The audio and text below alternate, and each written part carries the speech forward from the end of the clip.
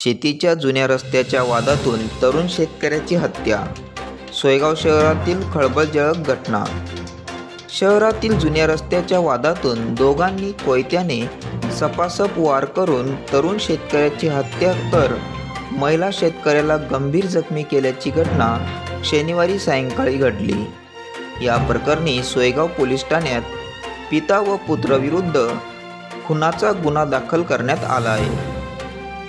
पोलिसांनी दिलेल्या माहितीनुसार सोयगाव शिवारात असलेल्या एका शेतातील रस्त्याच्या जुना वादाची धुसफूस शनिवारी दुपारी चाहत्यावर आली असताना दुपारी दोघांमध्ये समझोता घातल्यानंतर पुन्हा सायंकाळी याच वादातून शेताजवळच सोयगावतील लिहातांडा रस्त्यावर हमरीतुमरी झाल्यावरून शेतकरी ज्ञानेश्वर चौधरी यांनी एकावर कोयत्याने तोंडावर, डोक्यावर, छातीवर सपासप वार करून मैताची पत्नी ही वाद सोडवण्यासाठी आडवी आली असता तिलाही हातावर व दंडावर वार करून गंभीर जखमी केल्याची घटना शनिवारी उघडकीस आली होती.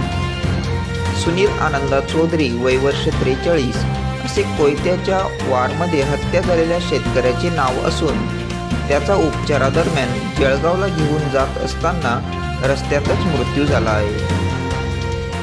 मैताची गंभीर झालेली पत्नी मनीषा सुनील चौधरी ही गंभीर अवस्थेत पाचोरा जिल्हा जळगाव येथे उपचार घेत आहे, तर सुनील आनंदा चौधरी वय वर्ष 43 याचा मृत्यू झाला आहे. या प्रकरणी मैताची पत्नी मनीषा चौधरी हिने रविवारी सोयगाव पोलीस ठाण्यात दिलेल्या फिर्यादीवरून ज्ञानेश्वर चौधरी व मुलगा हेमंत चौधरी याच्यावर खुनाचा गुन्हा दाखल करण्यात आला असून पोलिसांनी ज्ञानेश्वर चौधरी यास अटक केली, तर मुलगा हेमंत चौधरी याला उपचाराकामी दवाखान्यात दाखल करण्यात आले असल्याची माहिती पोलीस निरीक्षक सुदाम शिरसाट यांनी दिली. शनिवारी सायंकाळी शेताच्या बाजूला रस्त्यावर झालेल्या वादात मयत सुनील चौधरी रक्ताच्या तारोळ्यात पडले असल्याची माहिती मिळताच पोलीस निरीक्षक सुदाम शिरसाट यांनी पोलीस पथकासह तातडीने घटनास्थळ गाठून जखमी अवस्थेत असलेल्या सुनील चौधरी यास सोयगाव ग्रामीण रुग्णालयात तातडीने उपचारासाठी दाखल केले. यावेळी डॉक्टर गोपाल देवडे, डॉक्टर केतन काळे, डॉक्टर देशराज मीना यांच्यासह आरोग्य पथकाने उपचार केले व दोघांना तातडीने उपचारासाठी पाचोरा व जळगाव येथे रवाना केले.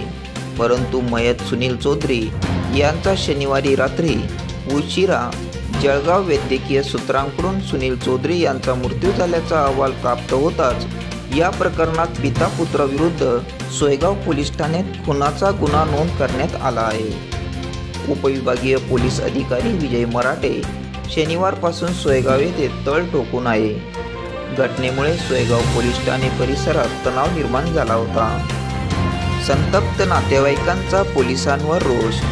या प्रकरणात पोलिसांनी शनिवारी दुपारी झालेल्या वादातच दिरंगाई केल्यानेच ही घटना घडली असल्याचा रोष संतप्त नातेवाईकांनी केला असल्याने पोलिसांवर संतापाची भावना मृतांच्या नातेवाईकांनी व्यक्त केल्याने संतप्त जमावाने पोलीस ठाण्यासमोर ठिय्या मांडला होता. यामुळे पोलीस ठाणे भागात तणावाचे वातावरण निर्माण झाले होते. या प्रकरणी पोलीस अधीक्षिका मोक्षदा पाटील, अप्पर पोलीस अधीक्षक सुनील लांजेवार यांच्या मार्गदर्शनाखाली उपविभागीय पोलीस अधिकारी विजयकुमार मराठे, पोलीस निरीक्षक सुदाम शिरसाट, जमादार संतोष पाईकराव, संदीप चव्हाण, सागर गायकवाड, रोहन शिंदे, कविता मिस्त्री, शिवदास गोपाल, रवींद्र तायडे आदी पुढील तपास करीत आहे.